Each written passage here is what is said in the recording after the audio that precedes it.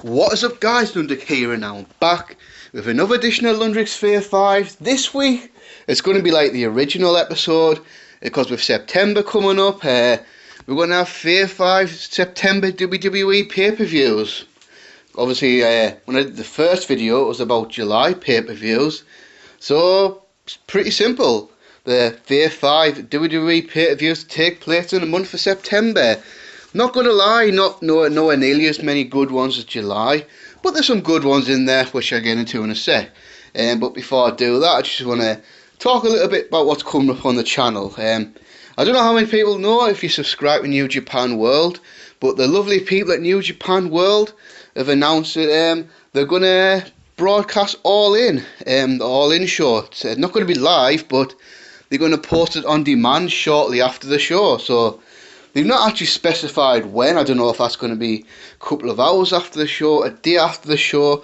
But all I know is the entire All In show is going to be posted on New Japan World. And last week I was asked about if I was going to review All In, and I said, I don't know, maybe. However, given the fact that it's going to be posted on New Japan World, which means I've essentially paid for it anyway, so yeah, I've decided I in fact will watch and review all of the All In show.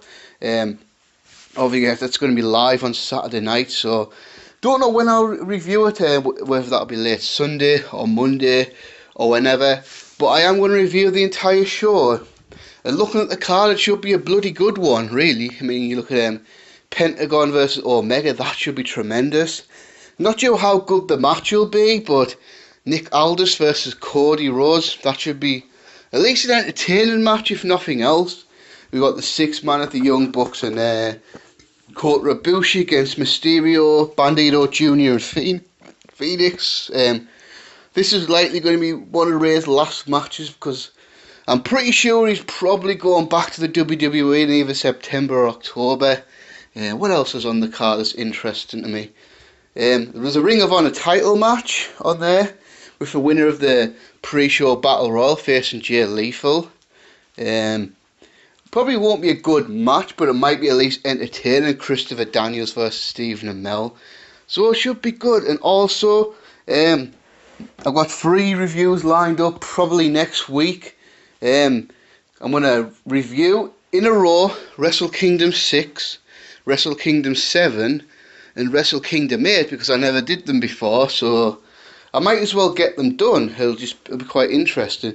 I was only going to do Wrestle Kingdom 7 and Wrestle Kingdom 8, but I looked at the Wrestle Kingdom 6 card, and there's one particularly interesting match that I've never seen before, and that's Naito versus Keiji Muto, otherwise known as the Great Muta, so that should be interesting.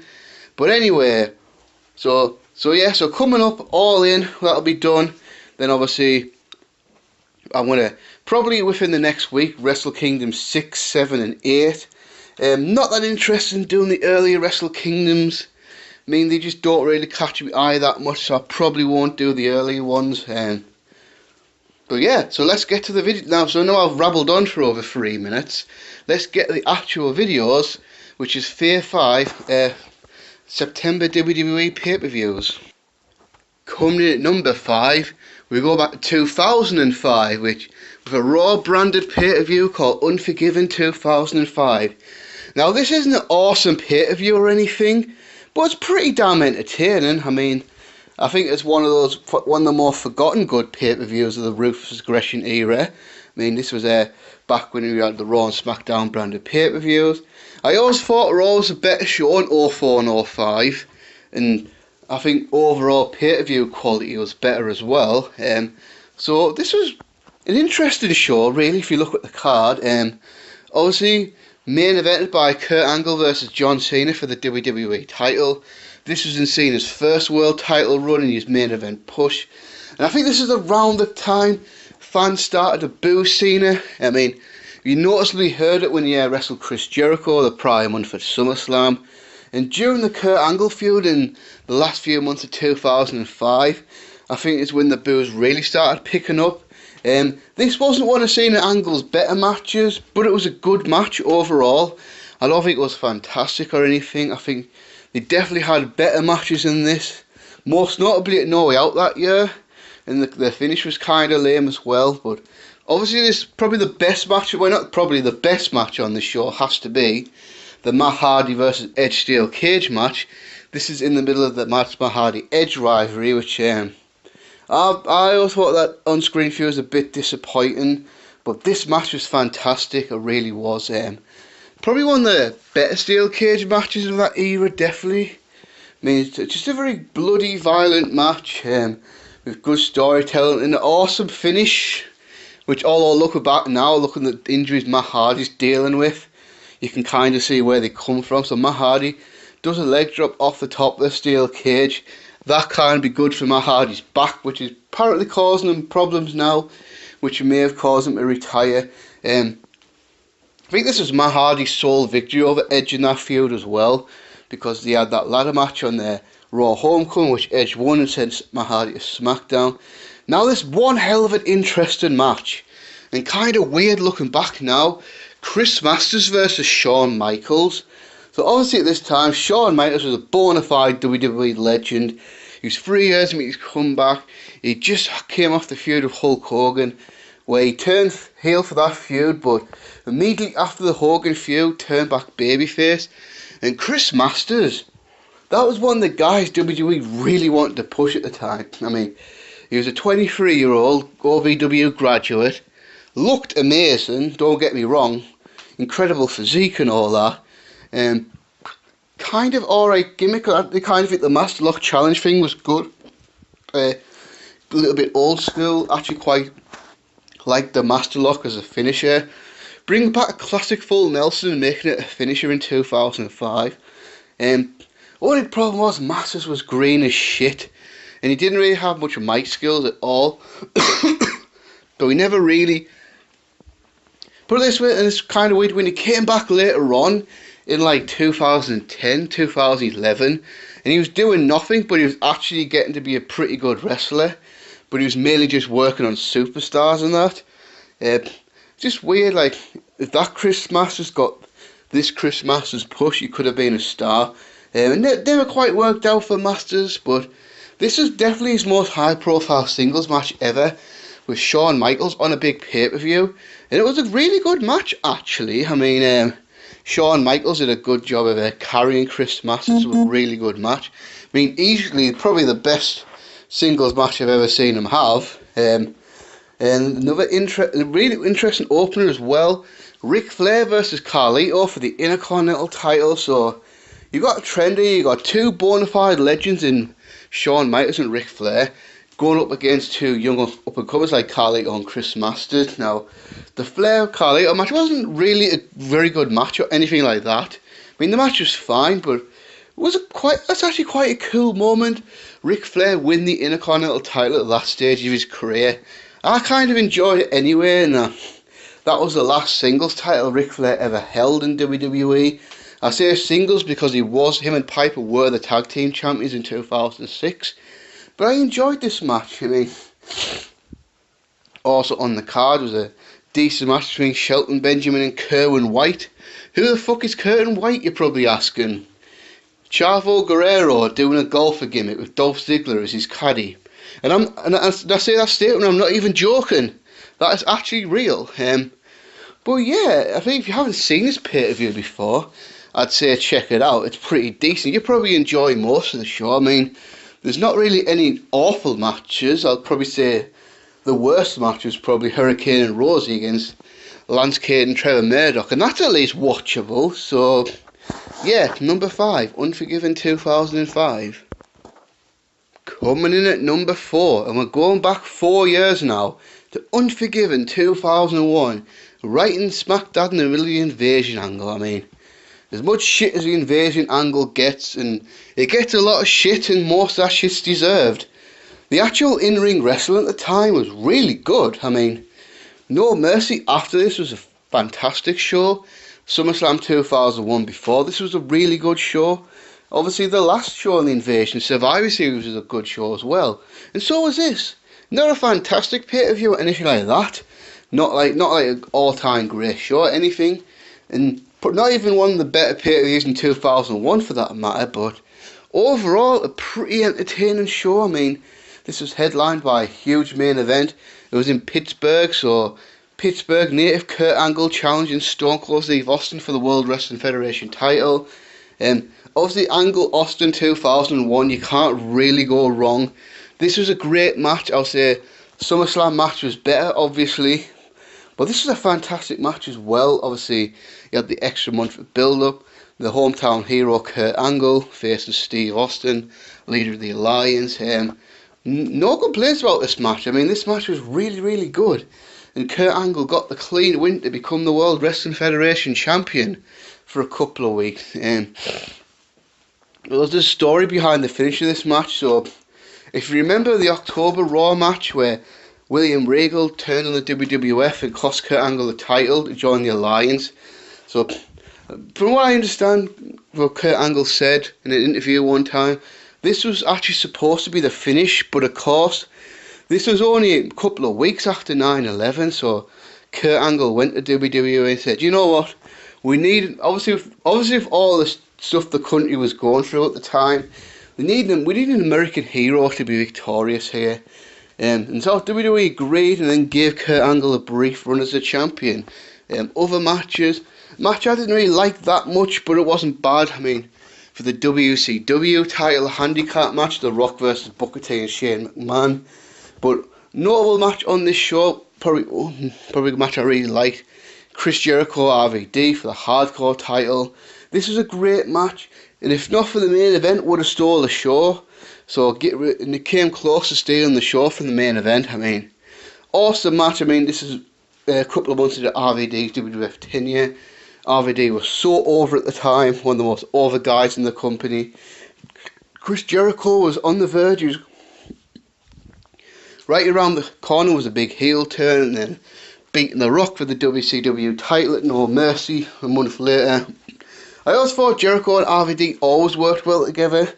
I'll probably say RVD is probably one of Jericho's most underrated opponents ever as well, because over the years he had a lot of really good matches. I mean, there was this match, King of the Ring 2002 opener. That was awesome, and one of maybe my favourite match between the two. The match I had on Raw in July 2013. I think it was RVD's first Raw back in the company. Two 42-year-old guys showed the young guys how it's done and had a fantastic Raw match. I might go back and watch that match. Actually, no, I've just thought about it. But that match was really good. It had the first singles match in WWE, Edge versus Christian, which was a good match, not a great match. It probably wasn't as good as it could have been, to be honest with you.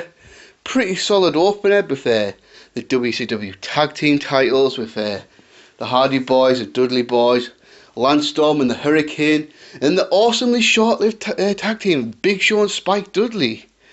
That was an awesome, not an awesome tag team, but a kind of fun little tag team. I mean, you had the 500-pound Big Show, the 150-pound Spike Dudley. I'm pretty sure they even had Spike Dudley in Big Show's attire at one point, which was kind of funny.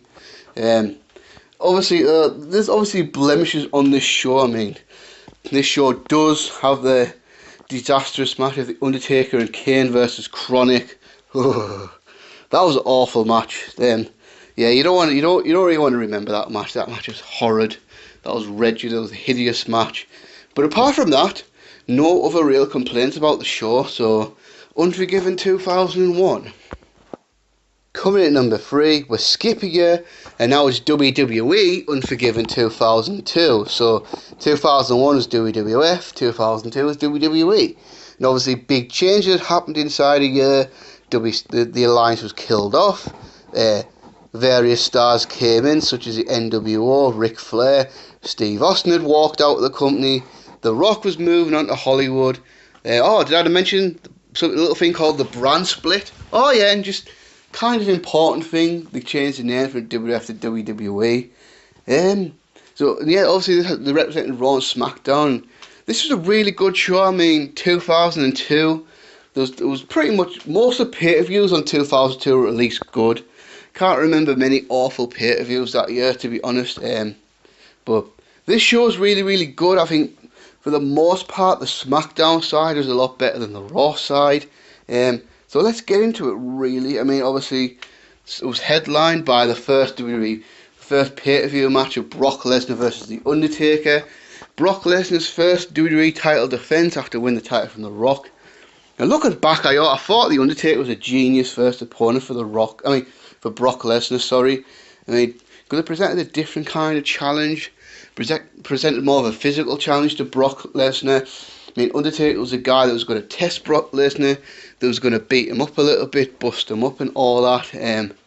Obviously, they went on to have more famous matches later on, such as a Hell in a Cell match at No Mercy. And of course, many years later, Brock Lesnar infamously ended the streak at WrestleMania 30.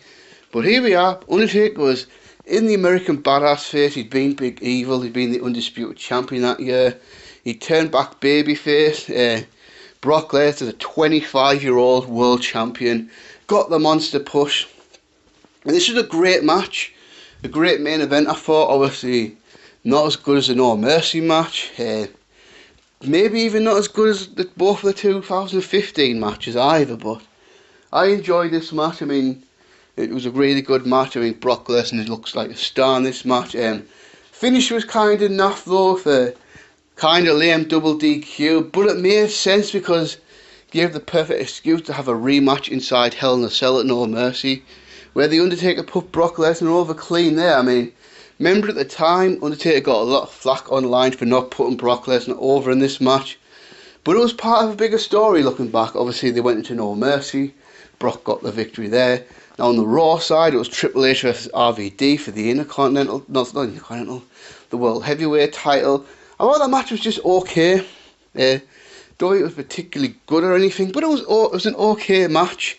It wasn't terrible or wasn't that good.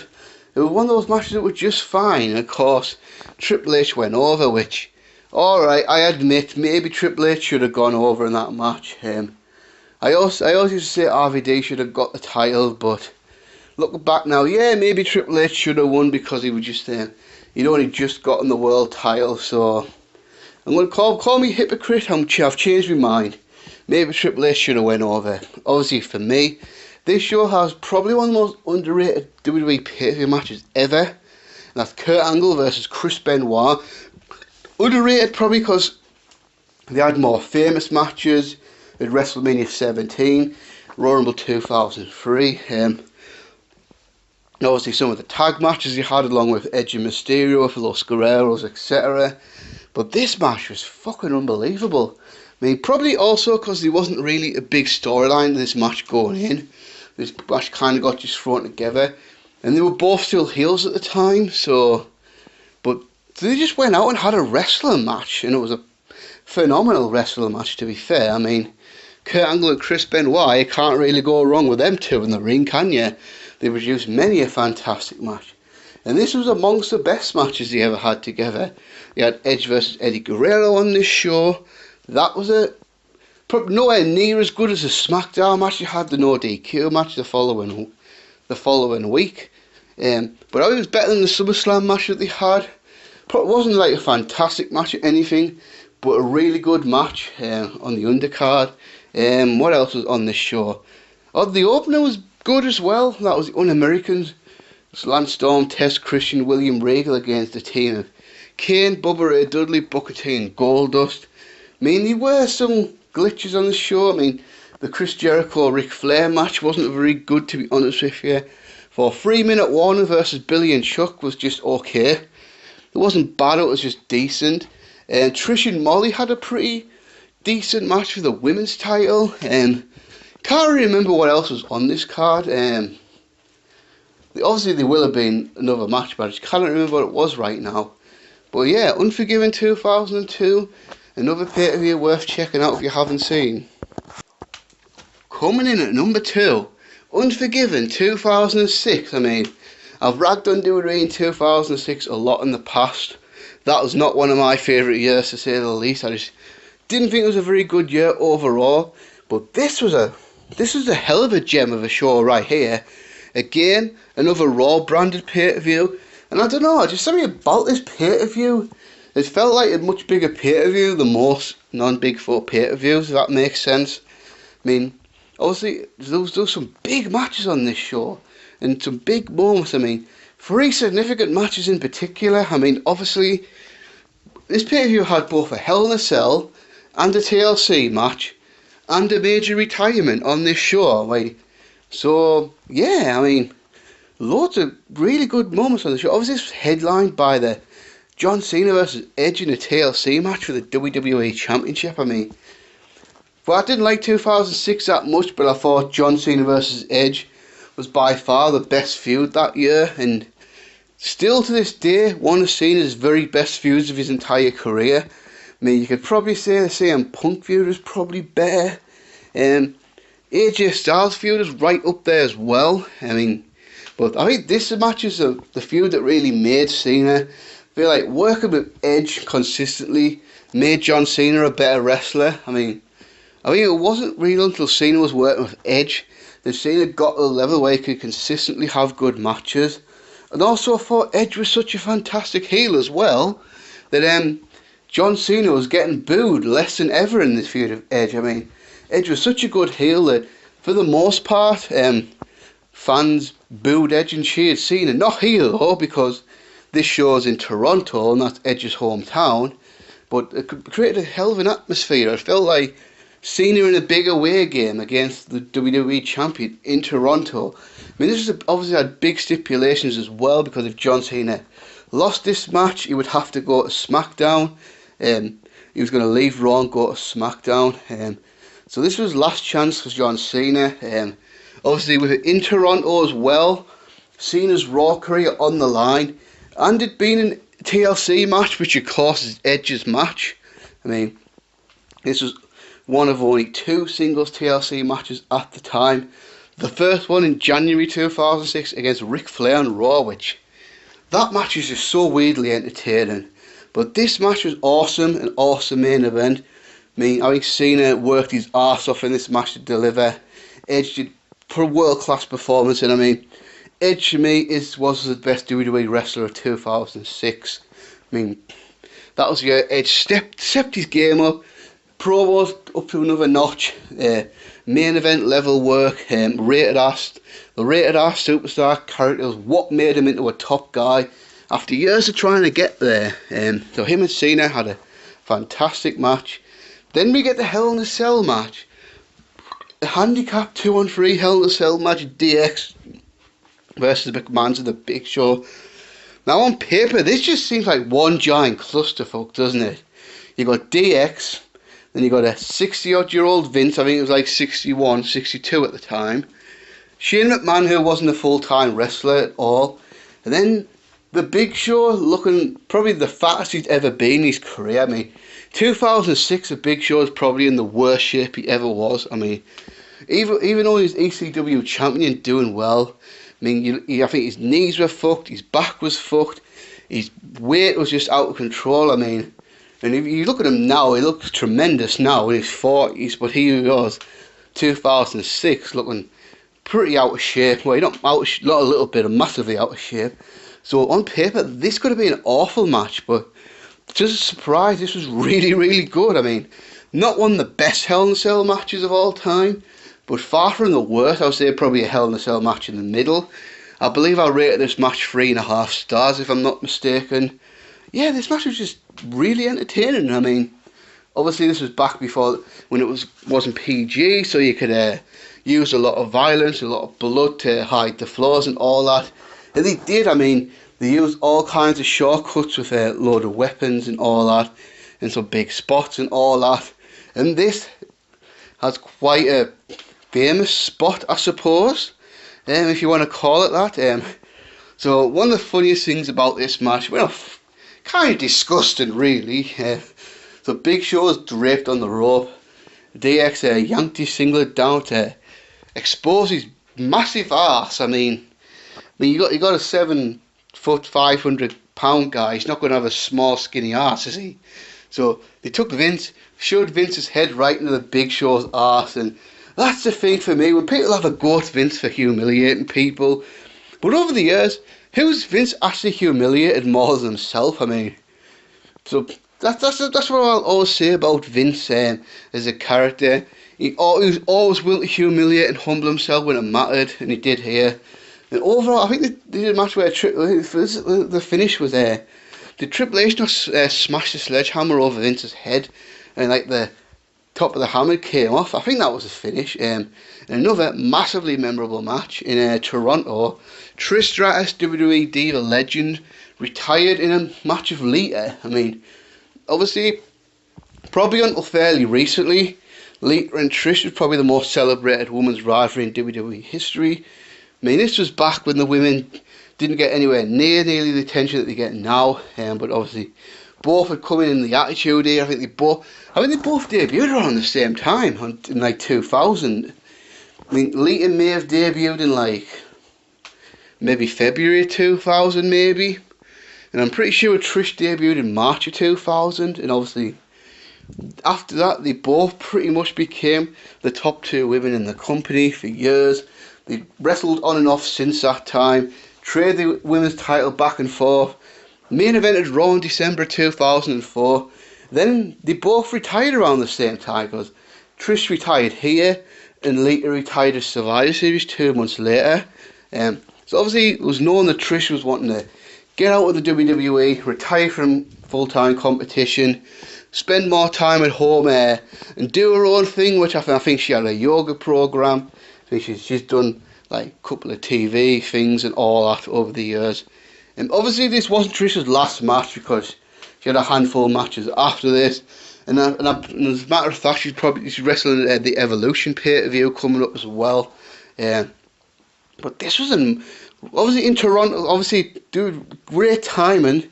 WWE had a pay-per-view in Toronto, so what an opportunity. And this was not typical of WWE to do something like this. I mean, they pretty much gave Trish Stratus the best retirement she could ever have. I mean, she actually won the women's title in her last match in the company in a full-time capacity, whereas usually in these situations somebody loses a retirement match and that sort of thing, but not here. She won, and it was a really entertaining match as well. Obviously, with the great crowd and all that, made it a really memorable night. Well, there was other good things about the show as well. It wasn't just this match.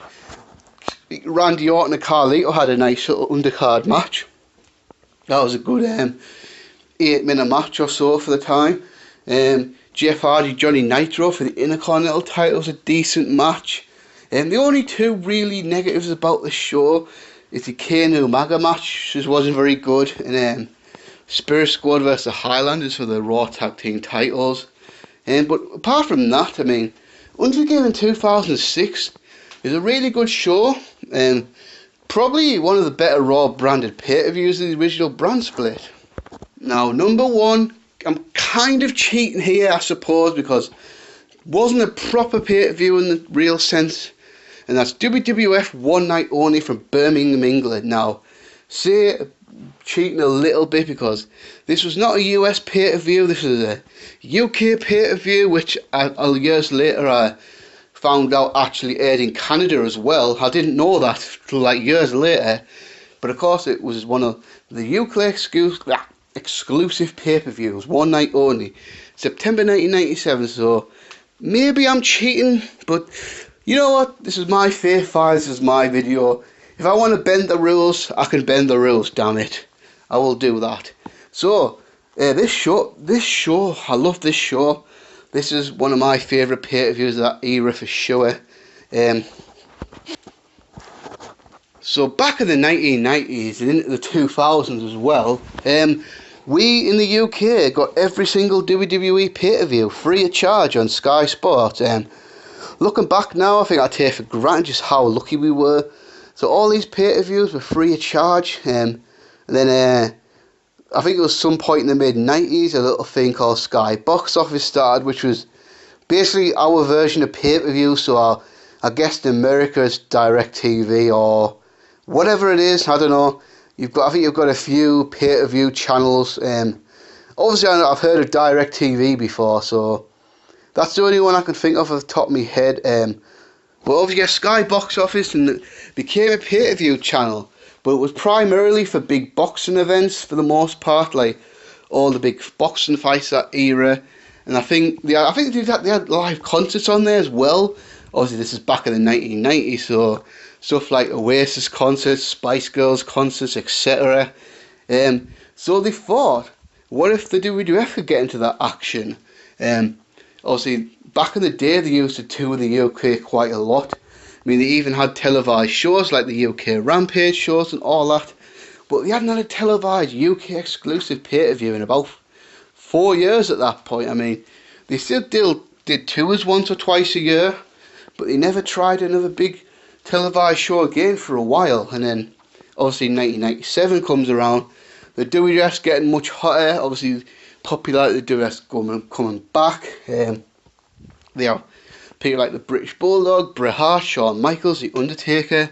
So they thought, let's put this show on for the UK fans and charge them for it. And then fuss began their run of UK exclusive pay-per-views, which ran until 2003. I mean, you know which ones I'm talking about. The Insurrections, the Rebellion shows. Obviously in 1998 we had Capital Carnage. 1999 we had the No Mercy UK show. Don't worry, that's never going to be on a Fave 5 list, I can tell you that for now. And then obviously we started getting the big pay-per-views on box office in, like, I think it started in like 2002. And obviously now for the network, doesn't really matter because we do still have all the WWE pay-per-views on box office now, but we all just watch them on the network nowadays. But anyway, going back to this show, so here we are. WWF was going to come in town for one night only, and it was going to be a show in the Birmingham. It was going to be live on Sky Box Office. I couldn't tell you what the price was at the time because it was 1997. It was 21 years ago. A typical WWE pay-per-view costs £20 these days, so no idea what the price was back then. And they pulled off one hell of a show. I would say if it wasn't for Canadian Stampede, this would have been the best WWF pay-per-view of 1987. I mean, obviously, massive headline match for the European title. England's British Bulldog Davey Boy Smith versus Shawn Michaels. And I'm not going to get into a big rant about the finish because obviously that was total shit. Total shit. I mean, hated the finish for this match with a passion. But the match was fantastic. I mean, the crowd was just unbelievable for this match. I mean, Bulldog was so over. Shawn Michaels was so hated in this match, which made the finish all the more bad. But I'm not going to get into a rant about it. I'm just going to stay for the record that I hated the finish of this match. But the match was awesome. I mean, Shawn and Bulldog always worked well together. I mean, I'll probably say apart from Bret and maybe even Owen, Shawn was probably Davey Boy's best ever opponent. I mean, and I'll probably say Bulldog was probably maybe Shawn's most underrated opponent. I mean, look at the matches these guys had over the years that were memorable. I mean, the Saturday Night Main Event Intercontinental title match in 1992, when Shawn won the Intercontinental title for the first time. I mean, they were memorably the last two of the Royal Rumble 1995. They had a very good Raw match later that year. And obviously, King of the Ring 1996 main event, that was probably one of the most underrated WWE title matches ever. I mean, this match was fantastic despite the finish. Also on the show, Bret Hart versus The Undertaker for the WWF title. And what would really be Bret's last truly great match in the WWF, because obviously about 6 weeks later Bret left the company in Montreal. And the incident you might have heard of, you ever heard of the Montreal screw job? You might have heard about that before. But yeah, this is obviously Bret's last awesome WWF match. Him and The Undertaker had the classic match at SummerSlam for the WWF title. This is a big rematch in Birmingham. And it was obviously, this is more of a face versus face match than the last one, because if you remember, Bret was only really a heel in the United States. Bret was still a loved babyface in the UK. Although admittedly, watching this match does look like The Undertaker gets more cheers than Bret. Yeah, this is just a really good match, you know. I mean, this is, as far as like a wrestling match, purely a wrestling match, this is probably one of Undertaker's best technical wrestling matches, because I think he was able to adapt to Bret's style very well, which I thought was great on his part. And I think I've said it in another video before. I heard an interview with Bret Hart about wrestling The Undertaker a while ago, and Bret actually stated that he thinks The Undertaker had more to do with those matches being great than Bret did. Which, coming from Bret Hart, I mean, I love you, Bret. You're a hero in a lot of ways, but Bret Hart is not exactly the most humble guy when it comes to talking about himself and his abilities. So quite a compliment on Bret's part to give The Undertaker the credit for these matches. I mean, the finish kind of sucked, to be honest with you. Kind of a lame DQ. But that shouldn't detract too much from what a fantastic match it was. Probably one of my favourite matches on this show. Just a match, a really great gem I love to watch. Vader versus Owen Hart. I mean, this was a really underrated match. Obviously overshadowed by the big two matches, but Owen Hart was cheered like fuck in this match as well. And obviously with Vader being the bigger guy, Owen Hart was working completely like a babyface in this match. I mean, he was working the classic Owen Hart from Stampede Wrestling match. I mean, it's probably the closest we ever saw to Owen wrestling a pure babyface style in WWF. Obviously Vader got the win, but it was a fucking good match. I mean, if you haven't seen that Vader Owen Hart match of one night only, strongly suggest you check it out. I mean, obviously notable as well. A really good opener with Hunter Hearst Helms, you do love. I mean, probably one of the more forgotten Triple H Mick Foley matches. I mean, obviously he had much more famous matches later on and even before this, but and obviously Dude Love's probably the most lesser liked face of Foley, but this match is really good, you know. I mean, perfect for an opener with all that, and definitely worth checking out if you haven't seen it. And it seems in 1997, Triple H had big matches with Mankind, Dude Love and Cactus Jack. I mean, this was just 2 days before the September 22nd Raw with Cactus Jack's WWF debut. So it's kind of interesting watching this match. And the undercard as well, I thought was good. I mean, apart from one match, Tiger Ali Singh versus Leif Cassidy, aka Al Snow, which was absolutely dreadful. Some surprisingly good matches on the undercard. Obviously, again, I think I talked about in the SummerSlam 1997, when I was talking about SummerSlam 1997. Legion of Doom versus the Godwins had another solid brawl. I mean, maybe I like this LOD Godwins feud more than most people, and maybe I'm just a little bit mental, I don't know. I probably am. I'm probably a bit weird, but I did actually enjoy the LOD Godwins rivalry in 1997. Thought they were just 4 solid men just beating the fuck out of each other. Shockingly good match for the WWF Tag Team titles. The Headbangers versus Los Boricuas. It was definitely Savio, and I think it was Miguel Perez who was the other Boricua. But I could be wrong about that, but it was definitely Savio, I know that much. I mean, on paper, this kind of looks like a snooze fest, but really good match. Actually got quite a lot of time, and looking back, Headbangers quite an underrated team in WWE history. I mean, granted they kind of faded away in 1998 when the Attitude Era kicked in, and then by 2000 they were just like, eh. But I think they had a really underrated run in 1987. Obviously, admittedly, it was a much weaker tag team division back then, but I think the Headbangers did a good job for a little while. And Los Boricuas, not a big fan of Los Boricuas, to be honest with you, but this was a good match and a quite hilarious match, really. Flash Funk versus the Patriot now. What was funny about it, obviously the Patriot, as you know, big like pro-American babyface, dresses in red, white and blue with the mask, waves the American flag, all that, has that, obviously came out of Kurt Angle's music, so Patriot comes out, does his pro-American thing, and the Birmingham fans boo the shit out of it, that's right. I mean, it was just funny. I mean, the UK fans just did not give a fuck about the Patriot, and of course Flash Funk, of course, really underrated mid-carder. Really think he should have been Too Cold Scorpio in his whole WWF run, but that's another issue. But this is another decent match as well, so if you haven't watched One Night Only, I would say check it out. For me, I would say it's the best show that WWE's ever put on in this country, and that's right. I'm saying this was a better show than SummerSlam 1992, better than any Raw SmackDown, better than TakeOver London. I'm serious. If you obviously some of the UK pay-per-views were glorified house shows, they didn't really matter, but this is definitely the best of the bunch. I mean, if you haven't seen this show, check it out. So that wraps up another edition of Lundrick's Fave Fives. Hope you enjoyed the video, and just to tell you guys, next week there's going to be top Fave 5 Hell in a Cell matches. Obviously Hell in a Cell's just a couple of weeks away, September the 15th. So makes sense to do top Fave 5 Hell in a Cell matches. I already have my list set, so we'll be doing that. And until next time, guys, peace.